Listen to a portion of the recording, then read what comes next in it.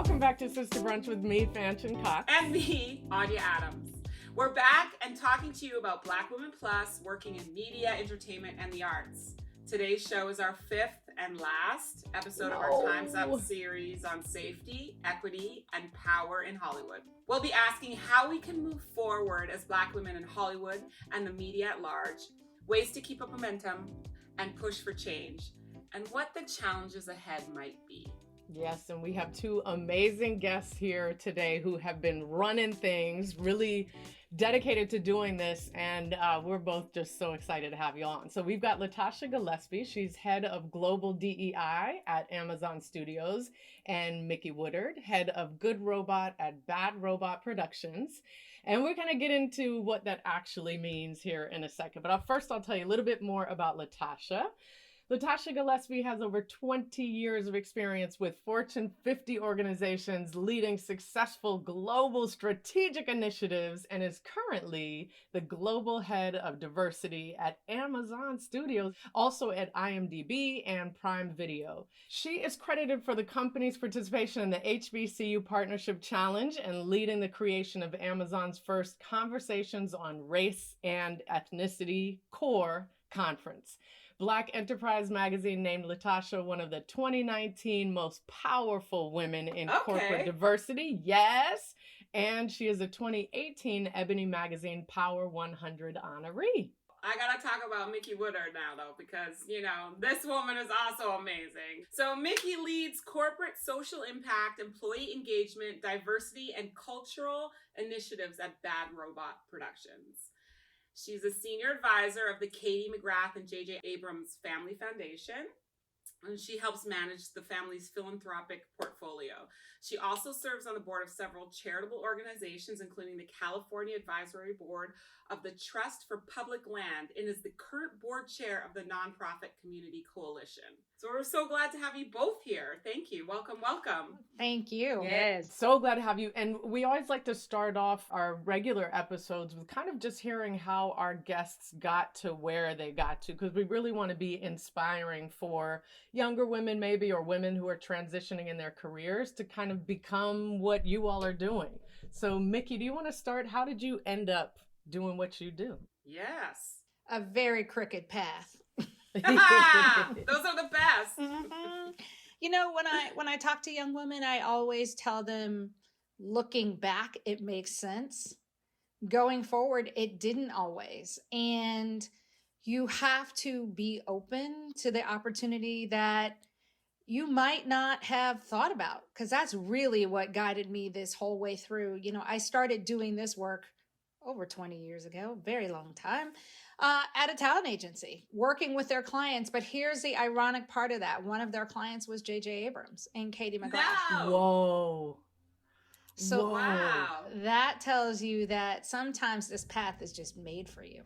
And I've just been really, really fortunate to be able to tap into that. And also about the importance of networking and keeping up your network. I always talk to young women about that too. How are you making sure that you stay connected to the people in your life that mattered? So started out at CAA, went over and did some work with influencers like Kanye and Dr. Phil and others, went back to the corporate side and did this for JCPenney, and now I have this amazing opportunity to lead this work for Bad Robot and also for, the McGrath Family Foundation, along with my colleague who actually runs that entity. So I'm grateful to be here.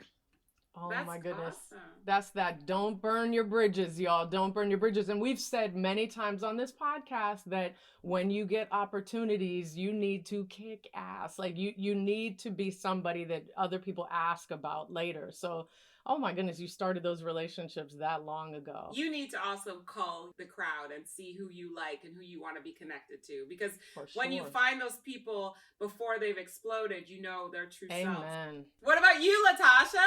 Just like Miki, also a very crooked path. The only thing that was straight about my path was that it always started with praying for the yes or the yuck. So I actually started off in finance. My background is finance. I started off in the manufacturing industry. So very different world than the one I'm currently sitting in. But through that process, every time someone asked me to take on a new opportunity, Yeah, the first thing I would do was pray for the yes or the yuck. Like, God, is this for me or is it not for me? Right? Because I always want to be in the right place at the right time and never in the wrong place at the wrong time. And if it was a yes, even if it scared me, which most of the time it did, learning to lean into the yes, learning to lean into the things that absolutely terrified me, that I was not qualified for, that I did not have experience in. But it was in those moments is when I learned a lot of new things. It's in those moments when I learned a lot about myself. It's in those moments when I learned how to create fungible skills that worked across multiple industries in multiple countries, and it just served me well. Latasha, what were some things that you did to get yourself comfortable with leaning into the yes? Well, you know, the interesting thing was, and I really do think it has a lot to do with my faith, because I always believe that God has a bigger vision for me than I can have for myself. And I always believe that he knows exactly the path to get there. So sometimes when it's uncomfortable for me, I know it's because there's stretch happening, there's growth happening. And if I've already jumped into something because I'm chasing purpose and I really believe it's my next right step, then I know he's got me. Yeah. Miki, can you talk a little bit about you leading social impact, employee engagement, like all of these elements at Bad Robot? Can you talk a little bit about like how the recent year has affected your job? I mean, COVID-19 is probably one that's obviously impacted all of us, but also like the Black Lives Matter movement and how, you know, it's really kind of been a pervasive kind of experience for all of us, but how it might have changed your work. Absolutely. And I think part of it is beyond or in addition to what it does to our work, it's how we all change personally. That's been the biggest lesson for me, that no longer are these things separate. It was so easy for me to compartmentalize my day from my night, my work from my home. And now everything's in the same space and everybody sees it. And so when you are a Black woman leading this work, it means that you are working to help people get through the trauma that you're also experiencing. And so what I'm grateful for is that I work at an organization where they've been really thoughtful about that, not just for me, but given me the platform and the support that we need to help all of our employees grapple with a very new reality. And so our work has expanded from social impact, from really looking at what can we do for our community and what can we do for our neighbors, to really thinking about who are we? Who are we together? Who are we apart?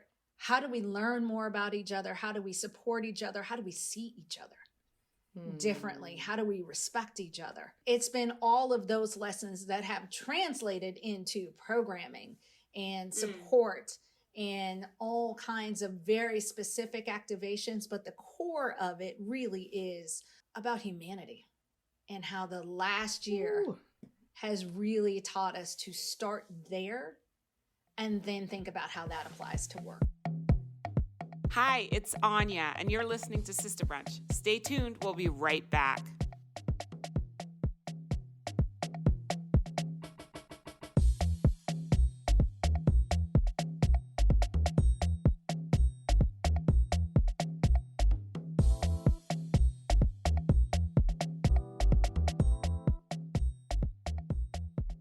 We're back. Here's more of our conversation with DEI and social impact leaders Latasha Gillespie and Miki Woodard. I got to bring this up because I was having this conversation doing some social impact work with a theater, and the directors of the theater are two white women. And we were talking about how for the last year, well-intentioned white people have gotten a little browbeaten, and not to say they didn't deserve it, right? But like have gotten a whole lot of focus on like, stop talking, be about it, you know? And I feel like we are now moving into a period where maybe there were times during that where we were like, you know what, we don't need you at all. And I feel like we might be leaning into the period of, ooh, we got to all work this out together. And now we got to figure out how. And I think, you know, Miki, when I think about what you do, because you are working with two very well-known white folks with money, but who have chosen to do the work with that money. And so are you seeing that kind of shift in any ways, or has that always been the case there, that they've always been about doing the work? Like, did this last year change things drastically? I think both things are true. They have always been about doing the work, and there's been a lot more give and take in the last year. That's that humanity part where we're really seeing, where our starting points are as you connect to all of this. And also, where are the opportunities? Where are the gaps? There are gaps in every single organization, whether that's internally or externally. And this is the time, as you said, to be about it. There is no time for excuses. You have to be unequivocal and have your language and your programming and your culture and your mission and your values. They have to align. And there's a lot of work behind each one of those words. Latasha, curious about you too, because I mean, look, if any of us work for a major studio or a major production company, we're working directly with white folks with power. Have you seen shifts? Yeah, the interesting thing was, like, last year was not a surprise to most Black people and people of color. Right. These are things we've lived with our entire lives. When you mentioned in my bio about the CORE conference, that was a conference I started in like 2017, right? Yeah. Because we knew these things were happening in these communities, and people couldn't shed that fragility of life when they swiped into our company. Oh, Right. Okay. They carried that with them in everything that they did, which is why I felt like there needed to be a conversation about a messy topic at work, because it was impacting the way people do work. Yes. Right. Yeah. And I think what this past year has done with, a pandemic, and a murder and, a global uprising, it has caused all of us to be still just a minute. Right. Because if this isn't new, how did we all miss it before? Because we were off doing our own things. But the pandemic forced us all to be still for a minute and witness this together. And so it's funny, and I agree with Miki so much when she talks about the humanity part, because when people say, the Black community must be hurting over this, and I say, how does a human being look at this and not hurt? Right. Regardless of race, this is not a Black community problem. This is a humanity problem, right? We should all feel that way. We should all have those sentiments when we see the anti-Asian hate. We should all be feeling that. Right.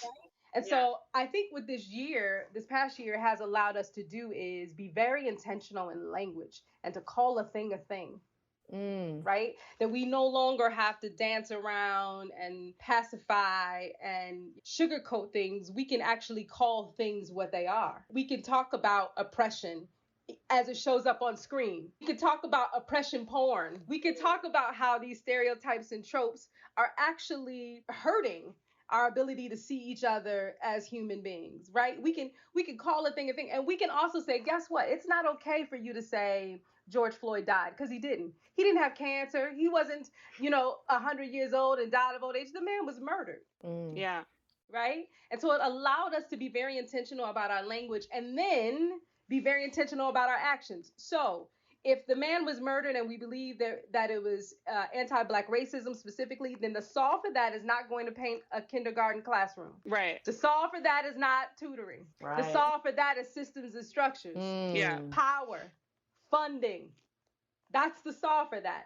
So it's no longer, we can't keep tickling this thing, right? How do you feel like that transfers to your workplace? Because I feel like we've had these internal transitions, but and I'm hearing from some of my friends that are working in these bigger corporations, especially in Hollywood, that there's a little bit of resistance. That sounds like it's not so much a bad robot, but I'm wondering at Amazon, are you bringing, while all of us are going through that collective experience, are you helping with the awakening that needs to happen to be able to speak things as they are? I think people still have a very hard time hearing those things. And that's good. It should be hard. Yeah. You should be uncomfortable. That's where the growth is happening. So it's a safe environment in Amazon or where you are to be able to do that. Did you create that, or how did that come to be that you guys feel safe in having these dialogues now? So at Amazon Studios, I think it always starts with leadership. Before I worked at Amazon Studios, I actually worked for Amazon Corporate up in Seattle. And then she came in as head of studios. And I saw her from afar for a little while, and just the night and day difference in how she moved and operated. We talk about, the reckoning and the reconciliation we're having, people of color with white people over these issues. And I always say, there's white people and then there's people who happen to be white.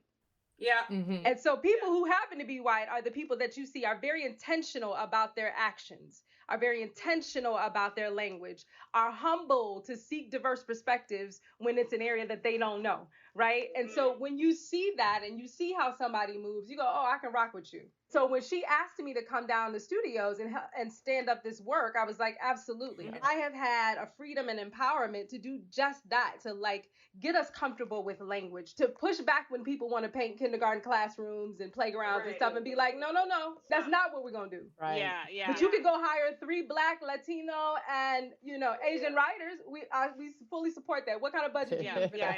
Right. But for real, I do think what we know on this call, and we know why we do this as Sister Brunch, and I know about the two of you, is for whatever reason, y'all have a calling to do this work, right? And Latasha, you talked a little bit about religion and how it's your calling. Do y'all get exhausted from it? What you do when you get tired? We get TI red. That's broke down tired. We can say you don't get to shed this. And I think it's really important too, for if you have teams that do this work, that they live this in their day-to-day lives, their personal lives, then they live it at work, and then they're living it, and so you have to protect your mental health. To me, that's the most important thing. How do you do it, Latasha, and how do you do it, Miki? And this year I didn't do it well. I was so busy, I think, after the murder of George Floyd, standing up to things and putting one foot in front of the other, and like there's an opening now. The earth has tilted.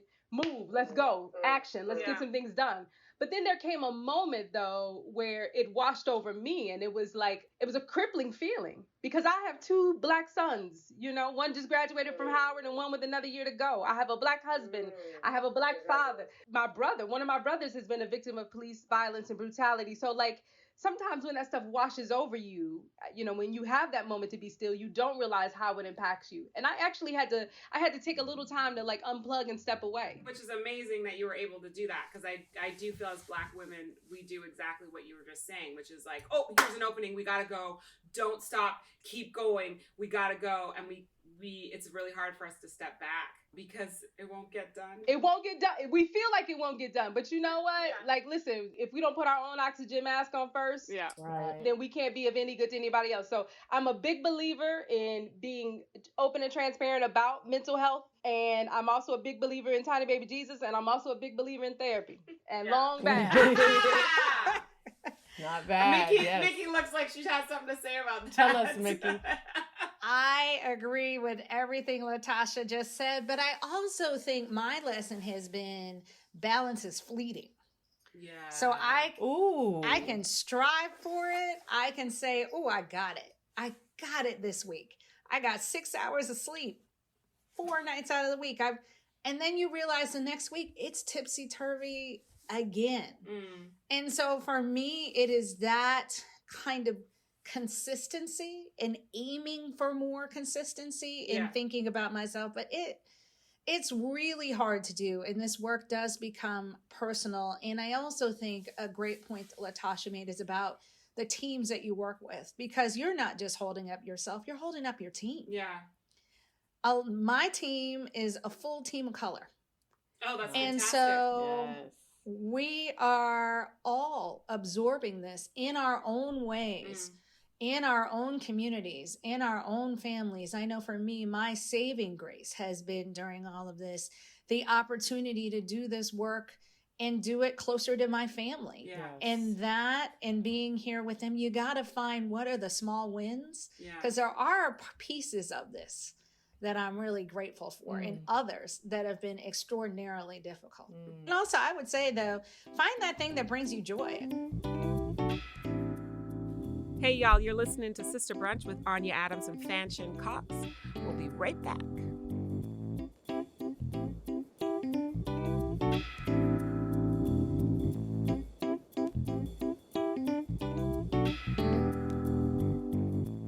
Welcome back to Sister Brunch. I'm Fanchon. Let's get back into this conversation with Latasha Gillespie and Miki Woodard. So, of course, because this series is with Time's Up, has that also changed the way you work, even the choices you make at work, being involved with Time's Up? I would say yes, for me, absolutely. Bad Robot is connected to Time's Up. And I think, inspired by their boldness. That's what I would say. In a short amount of time, they've really been able to center equity and safety, not just as buzzwords. Yeah. but to really think about what does that mean and what's actionable and what does that mean for hiring? What does that mean at every stage of hiring? What does it mean for women that are juggling so much? What is the support that you need and the safety that you need to be yourself and bring yourself to all these situations? And so for us, it's something that we try to replicate internally in our culture, but also support and partner and amplify their goals and their work. Did you create your job, Miki, or was it already in place? Both. Okay. It was here. I absolutely stepped into this role, but the role that I stepped into was a little bit different. Yeah. It was much more focused on social impact and employee activations. And it has really broadened out to this piece that's dealing with culture and diversity. One story that I will share is that I am very close to my family, and I feel like I'm following in the footsteps of my dad. My dad was a DEI leader. Oh, wow. And he did this work at Dell, and I think it's rare. Yeah. To have a parent that you've seen do this kind of work, that you've seen operate in these kinds of circles. And we had real conversations about that. We were very, very close, and he has now passed away, but I use his lessons and I use that example and absolutely bring that into the work that I do. Did you feel like as you grew your position, there was any pushback or difficulty kind of broadening out, like helping people see the benefit of what you were bringing? It's not easy. This work is not easy. And I tell people it actually gets harder before it gets easier. And that's when you know you're doing it right. Yeah. Because the conversations are harder. The barriers that you discover are more specific. And so it wasn't necessarily convincing people. That wasn't the challenge. The challenge now is, there's so much that you can do. You got to prioritize it. You got to make progress in different areas. Because everybody is coming to this moment at the same time and is galvanized about that, you got to just make sure that what we're doing over here with content, that's going to stick. That's going to be sustainable.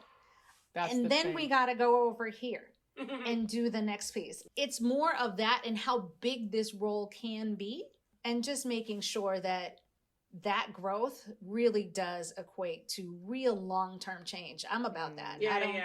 I don't have a minute to waste. Right. So true. Your father, that's beautiful. So it really is your calling. I mean, your parents put that into place. My grandfather was a Tuskegee Airman, so that's the other place. I get that spirit of service. I think a lot about him as a young man, just volunteering to go down to Tuskegee, Alabama, to the unknown. Yeah. And do what he did. And so, and then the last thing I'll say is my great-great-great-great-grandmother graduated from Hampton Institute at the time in 1890. Wow. And I am fourth generation Hampton. Ooh, so my goodness. Legacy is important to me. Yeah. Beautiful. What about you, Latasha? Did you create your job? Did you broaden it? What kind of roadblocks? Is it similar to Miki? Or So definitely have broadened it. So up until this role, most of the work that I had done in the DEI space was very internal employee facing work, right? So kind of how most people traditionally think about it. One of the things that I realized in doing that work is one of the ways in which we accelerate the DEI work faster is really by the stories we tell. Because people have been doing unconscious bias training for 30 years, and the Fortune 500 CEO list still looks like it looks. So I'm like, we're not going to train our way out of this, right? We have to do some different things. And I think, again, Time's Up has been amazing and really focusing on the right places to move the needle and again, infrastructure change, not just performative change. Right. And that's been really important. And I'm really grateful, so one of the things in the past 2.5 years since I've been down here, and really in the last year, we've been really laser focused on is about mechanisms. So everybody has good intentions. Nobody wakes up and says, I'm going to be racist today. I'm going to be sexist today. I'm going to be homophobic today. I'm going to block all these people from telling their story in an authentic. Very few people wake up and actually say that. Yeah. But it happens in every single decision. The marketing budget, the production budget, the release date, the distribution, right? The geographies and where we distribute the project. All those things matter for the sum of the good. And so we've been trying to figure out ways, and to Miki's point, where it takes time is dismantling systems. Yes. Yeah. And so how do you get in there and dismantle the system? So my role has really evolved in that I am focused on customer facing DEI work. So the diverse representation in front of the camera, behind the camera, above the line, below the line, the inclusive narratives that we tell so that we're not perpetuating harmful stereotypes and tropes. Thank you. And the equity of trying to rebuild these systems in an equitable way, which is, why Howard Entertainment was an important project for me to launch, because I wanted to create a process to create more Black executives. Yes. Right? So these Howard students are going through this program, fully immersed, 2 semesters in LA, fully accredited. We pay their tuition, their housing, living stipends, because our philosophy is that if we remove the barriers, if we remove the obstacles and hurdles, all you have to do is show up and perform. Right. And when they do, they show out. We always show out. That's the thing. I do believe some of the resistance is that when they do work with us and they're like, oh, you're running circles around everybody, we better not have you around because we got to work harder. That's important. But like the green light process for me is important. Like, so now every green light we do has a DEI assessment. We're asking ourselves, that's amazing. Yeah. Who you hire, how is that going to affect our overall numbers? Are there problematic things in this story? What mitigation opportunities do we have to fix them before the customers ever see them? Like, all those things matter.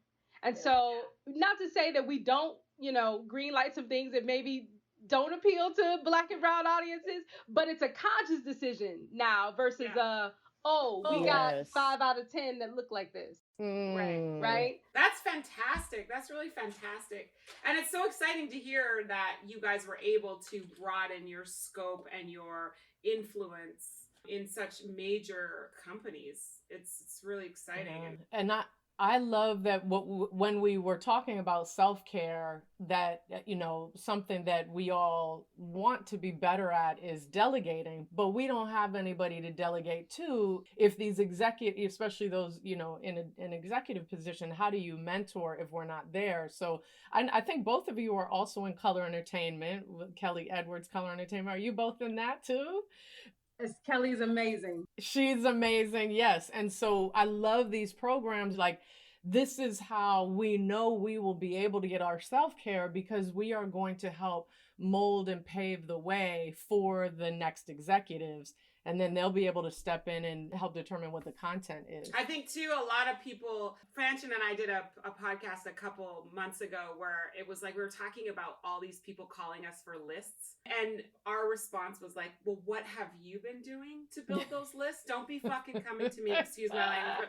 Why are you coming to me to pick my friends? Get frustrating. Y'all need to build your own. We all are responsible for this. And to hear that you guys are doing that is so just great, because it can't just be 3 people who hire, It needs to be everyone's responsibility. Yes.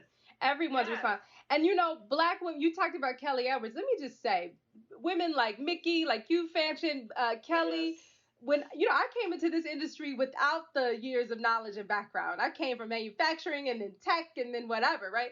Black women have been my saving grace. You hear me? Yeah. Yes, we do. Yeah. They have gotten on the phone with me and be like, here's who you need to know. Here's my network. Here's my, whatever you need, I got you. Yeah. I got you. So, I tell people all the time, people like to compare Prime Video and Netflix. And I'm like, I don't know what you're talking about, because my girl Vernay over there, we meet and share notes. Yeah. Like, there is no competition with that. We Right. are both mission aligned on what we're trying to do in these organizations. This is yes. This is always which is a whole different way of thinking than anyone has had in a long time. Right. It's not like hoarding. It's like, how do we grow this how do we grow Hollywood? We bring in those stories, we bring in those people, we bring in those ideas, that energy. And what Latasha is doing over here is working. This piece is working. Let's pull from this piece. What Miki's doing over here is working. Why can't we all pull from all these pieces? Yes. Make that path shorter. Let's learn from each other. Yes. I love it. I love it. Hey, it's Fanchon, and you're listening to Sister Brunch. We'll be right back, and if you haven't already, please follow us on Twitter at Sister Brunch.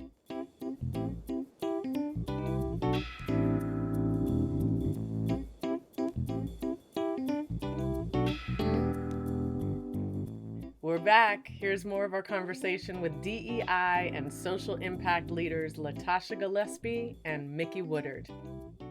Miki, would you like to talk about the colorism project? Yes. What I can say absolutely is, one, we're grateful, Fanchon, for your participation and help with this, because what we're trying to do this fall is bring forth another tool. As we talk about the work that we all probably can benefit from, this is a topic that's often talked about, but how do we really think about what can we do to stop making the same mistakes? Mm-hmm. How do we empower the colleagues that we work with, the crew that we work with, the people, to your point, they don't wake up wanting to cause harm.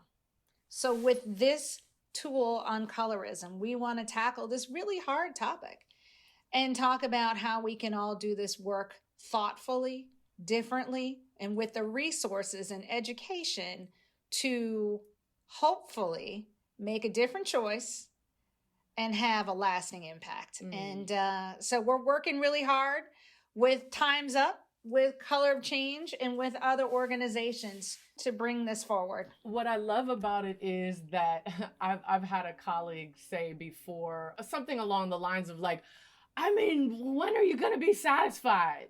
Right? Like, and I'm like, no, because every layer we pull back, we need to continue to pull back the layers. We need to understand whose voices aren't being heard. And so colorism, I think, is one of those perfect examples of something that when we were just talking DEI, we were not thinking that. And this one is a tough one because it's internalized too, right? Like, it's us also having to look in the mirror and think about our whole lives and how we've treated others and been treated based on it. So I love that what we're saying is we don't stop this work, right? We keep going, we keep going, we keep going. And also I love, y'all know, like, because you've had meetings with me now, I sometimes I'm just like, fuck them, right? But your approach is helping me, Miki, which is you can't go in with that. You got to go in with, here's all the info, and like, you're actually not a Black person. You're not a dark-skinned Black person. You're not a light-skinned Black person. So you've never thought about this before. So here are some resources for you to think about it. Or you are a dark-skinned Black person, but you've never heard this terminology for it or these ways of thinking of it. So I've learned a lot from working with you and Keisha on just thinking about how you make that, especially that initial presentation. It's really helpful. And they're lucky that they're going to get it that way. Well, and I'm also grateful for Keisha Center over at Monkey Paw, because it was Keisha that called me and said, you know, let's try and do something together. So excited to keep working on it. And then Fanchon, when they ask you, when they push back, all you have to ask is, so I'm sorry, what lived experience are you using that? Thank you. That would make you feel that you would have an input. You would even ask that question. Yeah. You would even ask that question. It's true. That is the caucasity of things, right? When people with no lived experience. Ooh. Zero lived experience. And how much more are you going to take from me?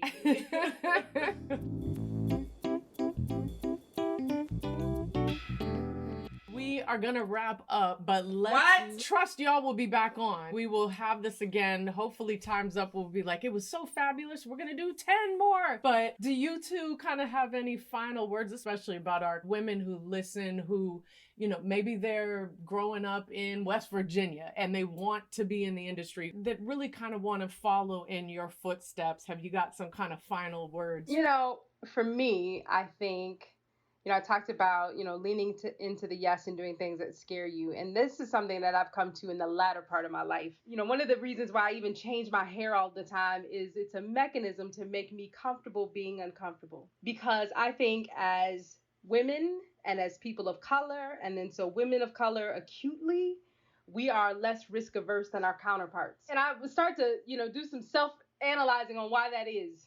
And I think it's because for most of us, we understand that even though we could be fourth generation legacies, like Miki talked about, in many cases, we are still the first or the only. We are very conscious of the fact that there were people who paid the ultimate sacrifice in many cases for us to sit in these seats. And so there's a part of us that doesn't want to let them down. Yeah. And then we also have this recognition as we look around these board tables and see we are the only, that we're trying so hard to hold that door open and not shut it for those young women who are coming behind us. So sometimes we have a tendency to play it safe because, if they can get comfortable with us, then maybe they'll get comfortable with other people like us. And so we want to play it safe. And here's what I would tell you is that there's a difference between playing to win and playing not to lose. So when you're up in the game, it's 2 minutes left in the game and you got to lead, you're just trying to protect the ball. But if you're trying to win, there's a different sense of urgency. There's a different hustle. There's a different mentality. And right now I'm trying to play to win. If God allows, I'm over halfway through my life at this point. And so every day has to count. And so I'm encouraging these young women, take more risks. Take more risks. If you're not living life on the edge, then you're probably taking up too much space. And that authenticity that comes from not trying to fit in somebody else's box, it frees you. Love it. Okay, Miss Miki Woodard. I don't even know what else I can add to that because that is powerful. But what I would say is, in addition to everything Latasha just said, which is fabulous, be gentle with yourself. We are hard on ourselves. Yes, we are. Women of color, no matter what age, we are harder on ourselves. We think more critically about ourselves than anyone thinks about us. Be gentle with yourself. Know your value. Know your voice. Know your vision. There is a role for all of us to play, and be bold about that. Yes. There aren't a lot of us out here in entertainment, but we're here. Yeah. But we're here. Yes. We are here. There are ways to find us that did not exist when I started. Yes. Yeah. Yeah. And you might not always get the opening or the time that you're looking for in that moment. Don't let that make you stop. Keep going, because one of us is going to answer. Right. And Miki, it's not because we don't want to, right? Yeah. 100%. Yep. I do what I can. I know you do what you can. And there are many more of us that, as you said earlier, are friends and colleagues around the industry. We're here for you. So while we are, reach out. Beautiful. Thank you both so much.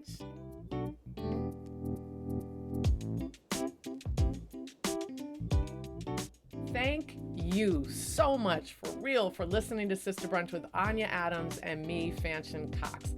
Don't forget to visit timesupfoundation.org. We are so grateful to them for having this series with us. You can find out more about their work and how to follow them on social.